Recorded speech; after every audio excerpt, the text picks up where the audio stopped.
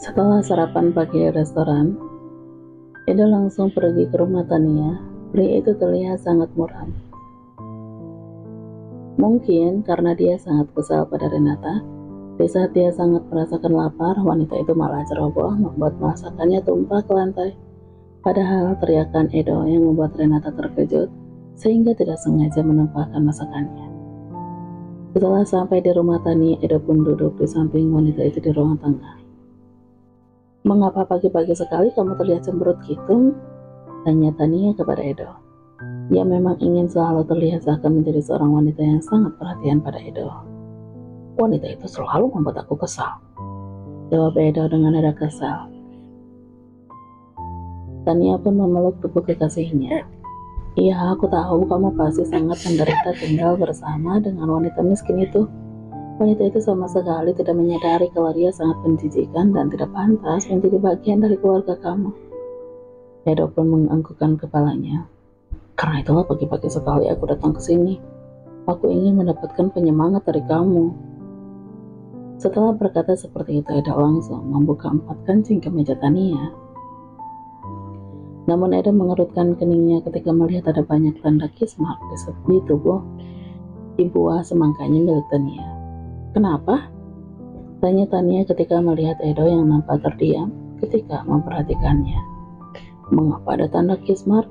Padahal aku tidak pernah meninggalkan jejak setiap kali bercinta dengan kamu?" tanya Edo dengan tatapan penuh rasa curiga. Tania tercekat begitu menyadari bahwa buah semangkanya telah dipenuhi oleh tanda kiss mark Parangga, dan dialah yang telah melakukannya. Masa kamu lupa? Kan kamu yang melakukannya kemarin. Mungkin karena kamu terlalu nafsu, makanya sampai kamu lupa." Edo terdiam sejenak, kemudian dia pun tertawa kecil. "Ya, mungkin aku lupa. Tidak mungkin kamu mengkhianati aku, kan? Setelah banyak yang telah aku berikan kepadamu." Puas mendapatkan nutrisi, Edo merapikan kembali pakaian Tania. Mungkin karena masih pagi dia belum memiliki keinginan untuk bercinta dengan Tania. "Kamu tahu kan, selain menjadi model, aku juga ingin menjadi seorang artis. Kebetulan aku mendapat tawaran film dari Pak Sutradara Rangga," cerita Tania dengan penuh kegirangan. Edo turut senang mendengarnya. "Pak Rangga, sutradara terkenal itu?" Tania mengangguk pelan. "Iya sayang." "Baguslah, aku ikut senang mendengarnya." "Iya, hanya aja untuk saat ini aku mendapatkan peran menjadi antagonis. Yang penting aku bisa mengasah dulu kemampuan akting aku." Karena itulah Tania masih tetap harus melayani Parangga sampai dia bisa mendapatkan tawaran menjadi pemeran utama. "Ya, tidak apa-apa. Dalam berkarir itu memang harus bertahap lebih dulu. Karena itulah aku sangat kesal mengapa Farel harus langsung akan menempati posisi CEO di perusahaan," ucap Edo dengan nada kesal. Kemudian Edo bercerita lagi pada Tania, "Aku harus menjadi pemegang saham agar posisi aku semakin kuat dan membuktikan bahwa aku yang layak menjadi pemimpin di Gibson Group. Bukannya ayahmu akan memberikan saham 10% yang dia miliki di Gibson Group kepadamu?" tanya Tania. Edo menganggukkan kepalanya dengan pelan. Kemudian dia pun menghela nafas dengan berat. "Ya, Papa akan memberikan warisan dan saham itu kepadaku. Tapi..." Tania memotong perkataan Edo. Matanya berbinar-binar ketika mendengar tentang warisan. "Wah, bagus dong. Setelah kamu mendapatkan warisan dan saham di Gibson Group, kamu tinggal menceraikan Renata." Alasan Edo tidak menceraikan Renata karena dia sangat takut hidup miskin dan tidak mendapatkan warisan. "Tapi masalahnya aku diberikan persyaratan oleh Papa. Aku akan mendapatkan itu semua jika aku memiliki anak dari Renata," Edo berkata dengan sedikit terbata-bata. Mungkin karena dia takut melukai perasaan Tania. Tania tercengang mendengarnya. "Karena itulah saat ini aku lagi bimbang. Aku tidak tahu harus..." Tania memotong perkataan Edo. "Lakukan aja." Edo sangat terkejut mendengar perkataan kekasihnya itu, sampai dia tidak tahu harus berkata apa. Memandangi Tania tanpa berbicara sepatah kata pun. "Walaupun sebenarnya aku tidak rela, Tapi ini semua demi masa depan kita. Asalkan kamu jangan melakukannya dengan cinta dan cukup melakukannya satu kali aja. Yang penting dia hamil. Setelah kamu mendapatkan warisan, kamu ceraikan dia dan biarkan anak kalian ikut Renata. Barulah kita menikah.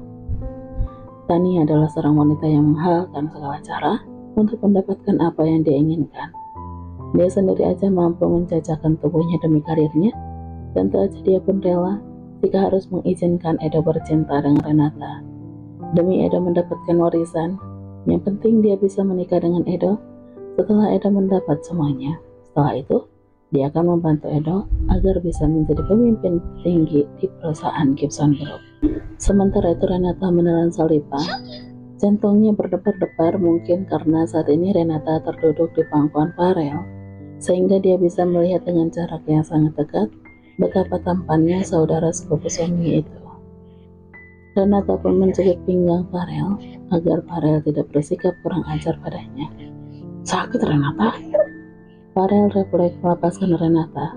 Dia lupa bahwa Renata adalah seorang macan betina yang akan memberikan hukuman jika dia berani berbuat macam-macam pada wanita itu. Renata pun segera berdiri. Dia memandangi Farel dengan tatapan galaknya. Itu adalah hukuman untukmu karena udah berani bersikap kurang ajar padaku. Udah aku katakan aku hanya akan menjawab pertanyaan yang bersangkutan dengan pekerjaan. Farel pun tertawa kecil. Dia malah menggoda wanita itu. Tapi nyatanya kamu masih mengingatnya kan? Bahkan malam itu kamu sangat menikmatinya. Renata memutuskan untuk segera pergi ke dapur. Dia telah dibuat tidak bisa bernapas oleh Farel karena terus saja membahas tentang kejadian malam itu. Renata tidak bisa berkonsentrasi memasak nasi goreng untuk Farel. Wajahnya nampak memerah, mungkin karena perlakuan pria itu sungguh membuatnya tidak karuan. Kamu harus kuat Renata, jangan pernah tergoda olehnya. Ingat, dia adalah seorang playboy yang memiliki trik banyak untuk bisa meluluhkan wanita yang diincarnya. Renata mencoba memperingatkan dirinya sendiri sambil memasukkan garam ke dalam nasi goreng tersebut. Jangan hanya karena dia adalah anak dari bosmu, dia bisa memperlakukan kamu dengan sesuka hatinya. Renata tidak sadar bahwa dia memasukkan kembali garam ke dalam nasi goreng yang sedang dia masak. Bagaimana masakan?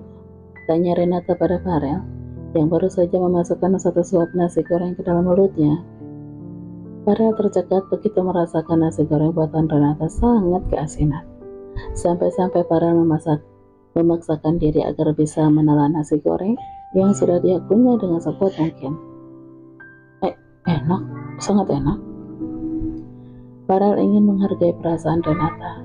Jika seandainya Renata tidak bisa memasak, dia sama sekali tidak peduli. Dia tidak peduli Renata adalah wanita yang galak, tidak bisa memasak, dan suka berkata ketus. Bahkan dia tidak peduli jika seandainya dihukum melakukan push up lagi oleh Renata, atau kakinya diinjak, atau juga perutnya dicubit. Yang penting wanita itu adalah Renata, dia akan menerima apapun yang ada di diri Renata. Begitulah cinta, bisa membuat Farel lupa segalanya dan menghilang. Padahal dia bisa aja mendapatkan wanita single yang lemah lembut dan berasal dari keluarga kaya raya. Tapi perasaan ini datang begitu saja tanpa dia minta. Sehingga akhirnya Farel berhasil menghabiskan nasi goreng asin itu. Padahal Farel adalah seorang pemilih dalam soal makanan. Dia tidak akan memakan masakan para klien yang tidak sesuai dengan seleranya. Benar saja nasi goreng yang keasinan buatan Renata telah menjadi penyemangat untuk Farel. Farel sangat giat belajar hari ini. Dia sedari tadi mendengar semua materi yang dijelaskan oleh Renata. Sampai Renata sangat merasakan gugup ketika Farel terus saja memandanginya di saat dia sedang menjelaskan materi yang dia sampaikan pada Farel. Apa kamu mendengarkan apa yang udah aku sampaikan? Tanya Renata pada Farel dengan nada gugup. Tentu saja, menjadi seorang CEO harus memiliki standar operasional perusahaan yang jelas dan rinci. Bukan itu saja, tapi harus menghindari sebisa mungkin bisnis yang melanggar hukum dan ilegal. Seorang CEO juga harus mampu memperkuat branding perusahaan melalui strategi marketing, multi-channel, dan meningkatkan kualitas sumber daya karyawan. Dan seorang CEO harus memiliki sifat yang terbuka dengan berbagai kritik dan saran yang membangun. Farel menjelaskan kembali garis besar apa yang udah dia tangkap dari semua materi yang Renata sampaikan tentang apa saja yang harus dilakukan seorang CEO jika ingin sukses memimpin perusahaannya. Renata tertegun. Dia memandangi Farel dengan tatapan penuh rasa takjub. Ternyata Farel adalah seorang pria yang cerdas. Dia itu bisa menyerap apa yang udah dia jelaskan. Padahal Renata baru satu kali menjelaskannya. Apakah nasi goreng buatannya benar-benar bisa membuat Farel belajar sesemangat itu? Renata pun mengalihkan pandangannya ke arah lain. Dia tidak boleh berlama-lama memandangi wajah saudara sepupu suaminya yang tampan itu. Sudah jam 10 malam, aku harus pulang. Pamit Renata. Biar aku antar. Farel menawarkan tumpangan kepada Renata. Namun Renata menolaknya. Gak usah, aku pulang sendiri aja.